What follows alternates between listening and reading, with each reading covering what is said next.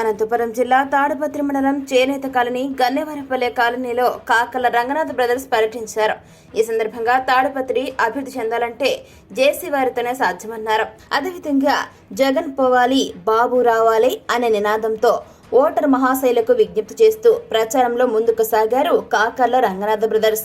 ఈ సందర్భంగా TDP MLA అభ్యర్థి జెసి అస్మిత్ రెడ్డిని, ఎంపీ అభ్యర్థి అంబిక లక్ష్మీనారాయణను అత్యధిక ఓట్ల మెజార్టీతో గెలిపించాలని ఇంటింటికి తిరుగుతూ ప్రచారం నిర్వహించారు కాకర్ల రంగనాథ్ బ్రదర్స్. వారితో పాటు పెద్ద ఎత్తున కార్యకర్తలు, అభిమానులు, నాయకులు పాల్గొన్నారు.